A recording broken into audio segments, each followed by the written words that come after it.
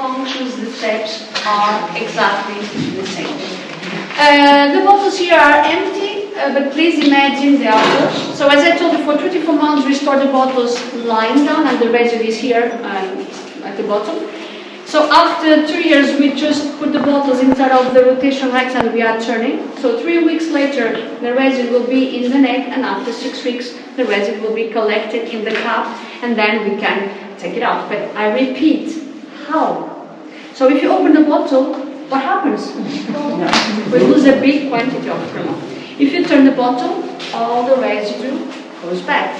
If you filter, the crema loses the bubbles, and then it's not sparkling anymore. So what we do is quite simple but clever.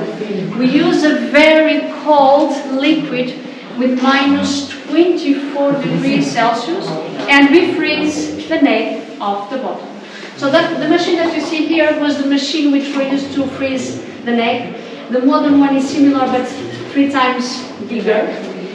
So inside of that green part we put a very cold liquid with minus 24 degrees Celsius, and as you can see only a small part of the neck will be in contact with the liquid.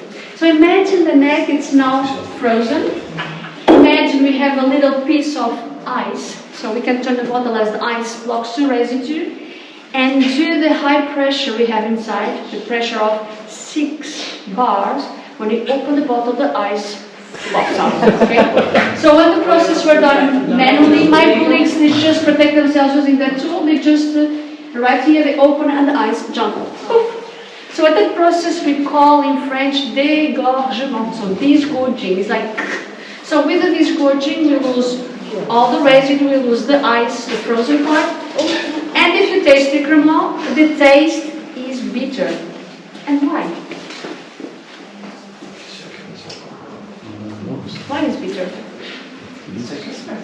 Because we made a second fermentation in the bottle, so no sugar left. All the sugar has been fermented. Okay, so after the disgorging, in order to fill this missing part and in order to give the final taste, the final touch, we inject a special liquor.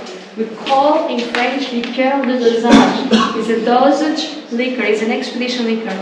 Each producer has their own liquor, their own recipe, which is a secret.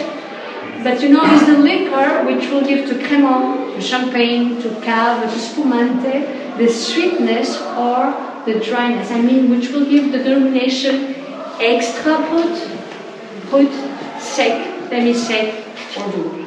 In English you say extra dry, dry, hot, dry, sweet. Okay, so that machine here was a machine which was to inject the liquor. So the liquor were inside of the container over there. Imagine all these missing parts. We use it for half bottles, normal, and magnum. And after the liquor, we finally close the bottles using the Portuguese cork. And as you can see, this is the normal size of a sparkling wine cork. So we need to use machines, and we squeeze, we compress the cork. So before we use that machine here. And after the cork, we use the muesli. So this metal part, the wire. So as I told you, in French it's muesli. So the machine for the muesli was that one here. And why we use the muesli? So in order to keep the cork in place, we use the wire, and if you never count, only by curiosity, 6 times, and then the cork is safe.